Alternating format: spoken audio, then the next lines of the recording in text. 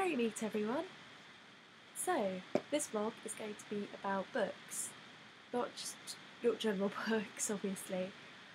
I'm going to talk to you all about books about witchcraft, paganism and Wicca. Obviously, us witches love books. It's a well-known fact.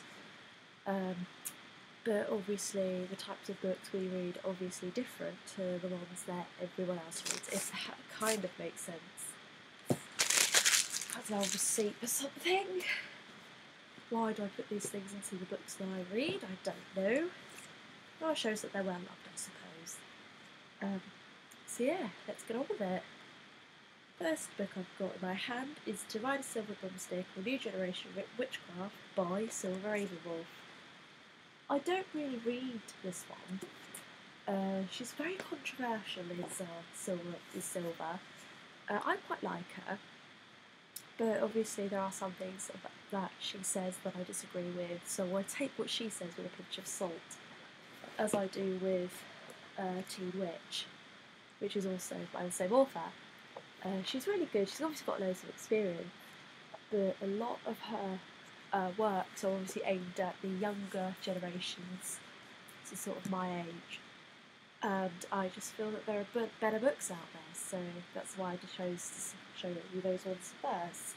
I'll show you one of the ones I really do like. I saw this on Amazon and I knew I had to get it, simply because of the title. It really made me chuckle, and it's one of the best witchy buys I've ever made. It's told me so much about Sabbaths, runes.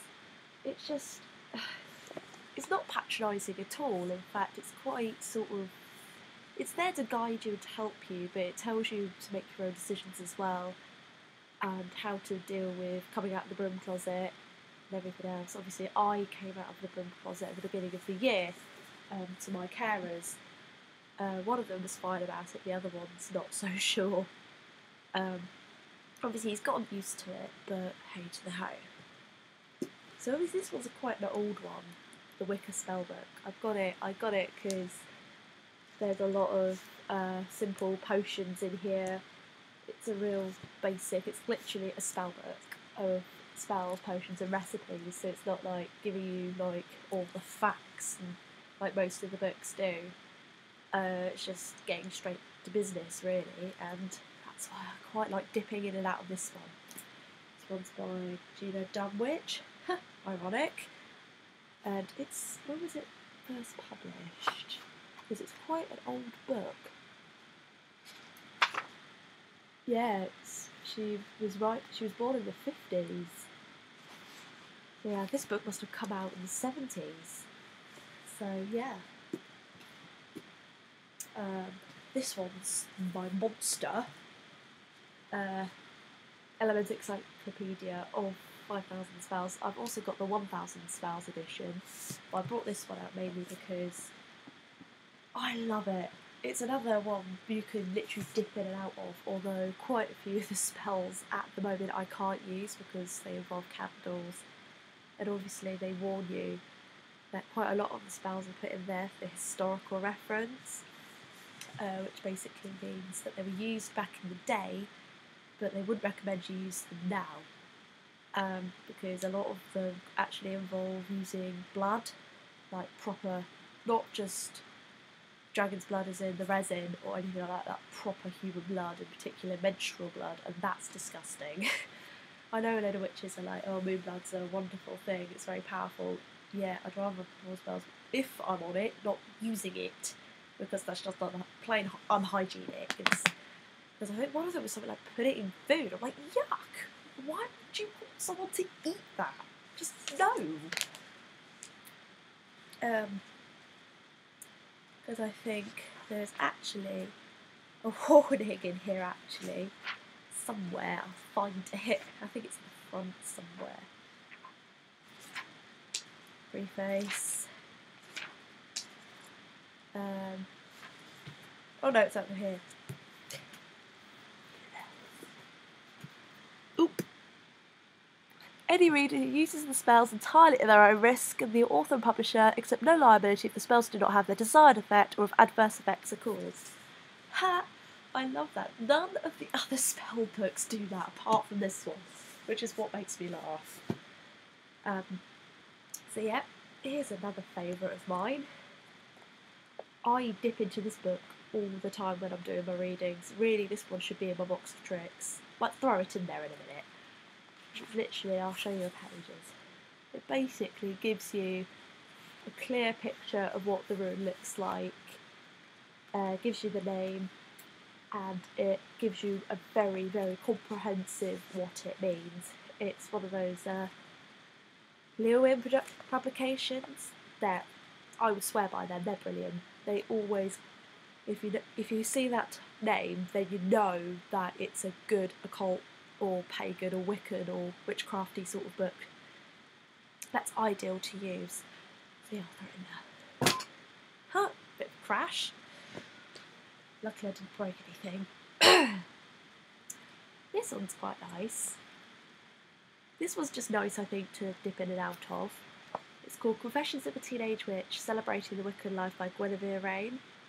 And she was, I think, my age when she wrote this. She was 19, but had this published, and it's so mature for someone of that age, and it just makes you think about the younger perspective. There's obviously perspectives from other younger or slightly older witches in here.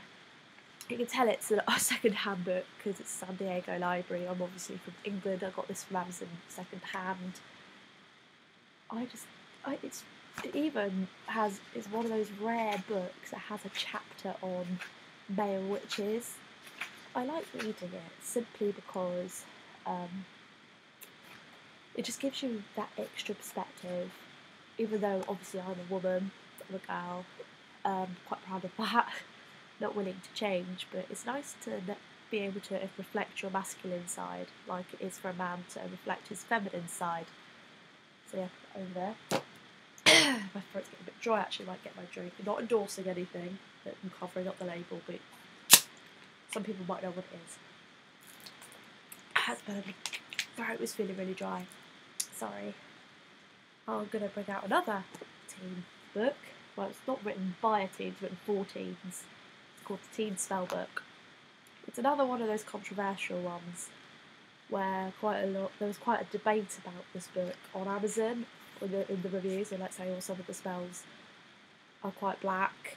You have to be really careful when working with certain gods and goddesses, blah blah blah blah.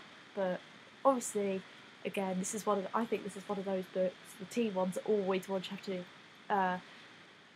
take with a pinch of salt and adapt them to whatever you're comfortable with. You never just take the spell straight out of the book unless you're comfortable with the way it has been written.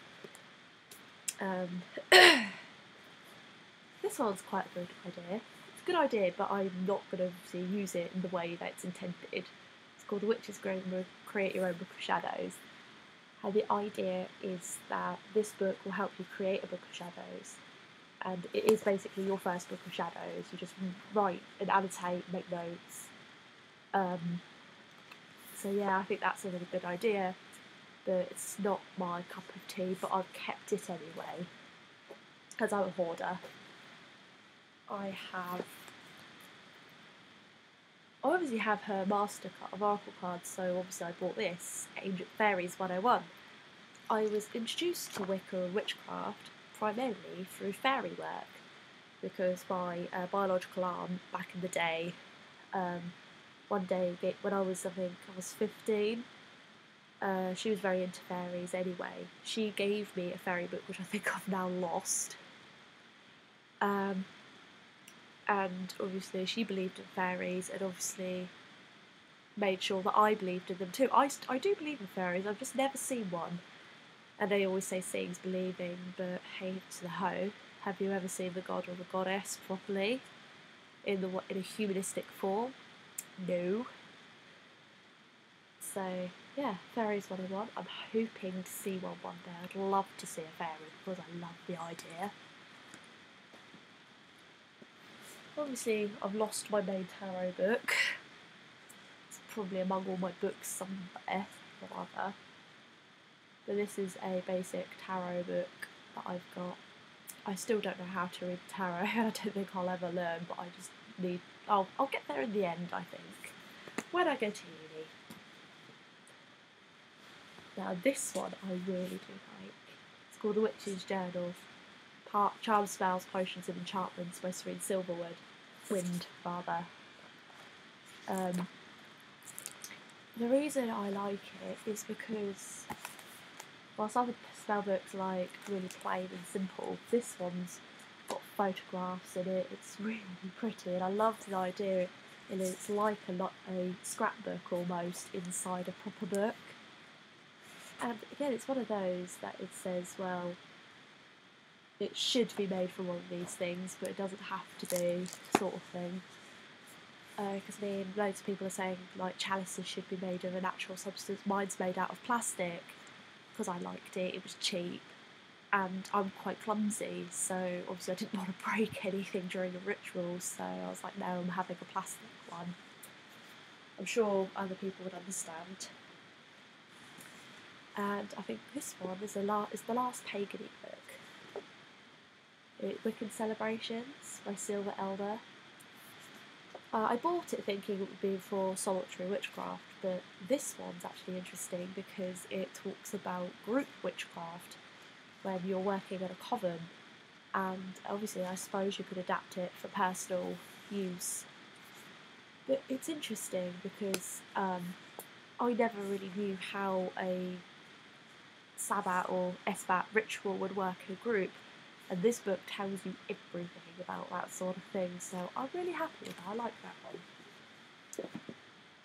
I think the last two, because obviously I work with crystals quite a lot, so I own the Essential Crystal Handbook, and I also own the New Crystal Bible, which obviously tells you everything you need to know about any crystal for healing or spiritual purposes that you'll ever need it for.